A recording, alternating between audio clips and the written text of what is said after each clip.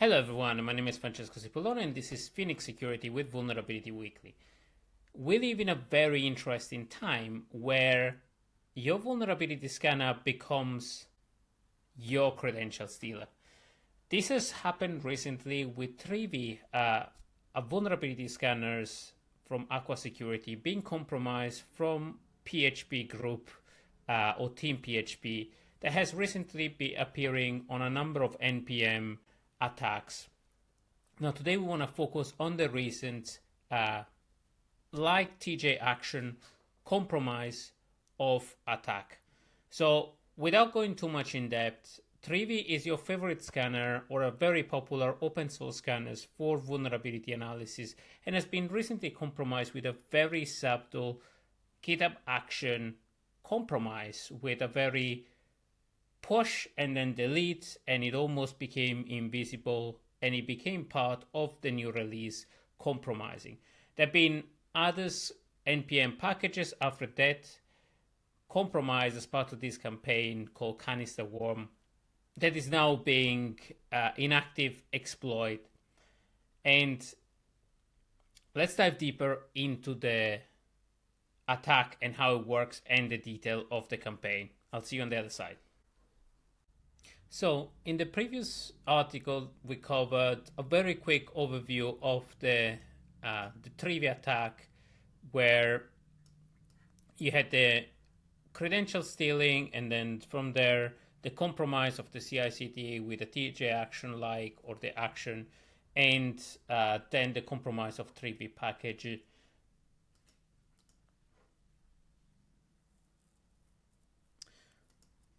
Now, the compromise itself is particularly interesting because, first of all, this is a worm, it's a self-propagating worm, similar to the TJ action, but very close to what Shai Halud and the other worm compromise the package, replicate themselves, and stealing credential, exfiltrating them.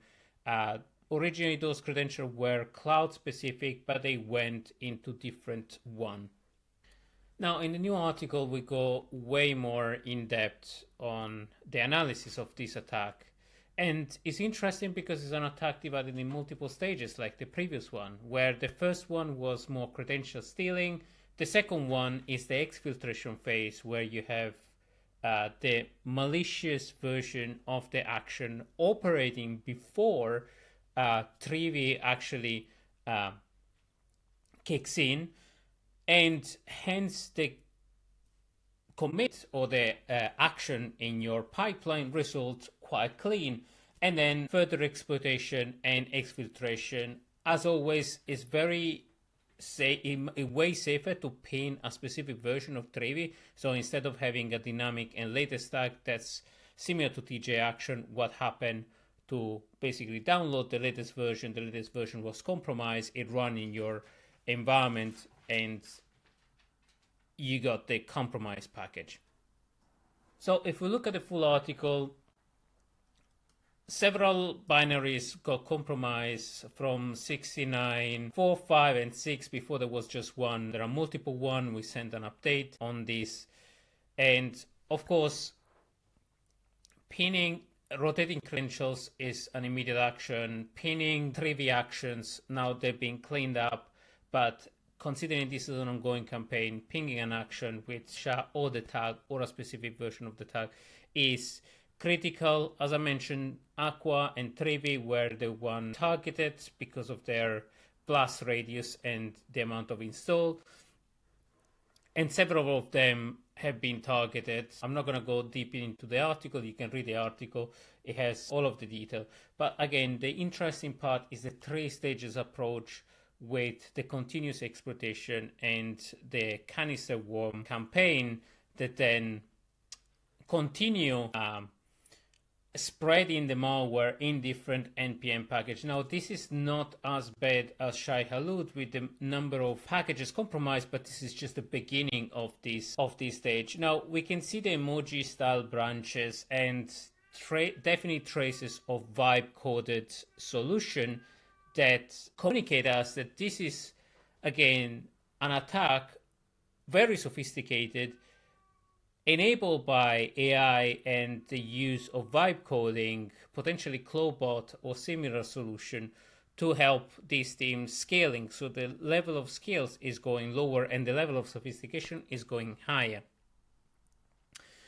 Now, we dedicated a section on behavior and the NPM cascade that was raised, the CanisterWorm that was raised by Aikido Security, and originally the TeamPCP detection, and the first to raise the alarm was open source malware with a blog post on LinkedIn about the Trivy compromise. Again, the Trivy action has been the first one to be compromised, but then different other version got potentially compromised. Homebrew was declared safe and not backdoor, but the other ones, they one link to GitHub and the action were.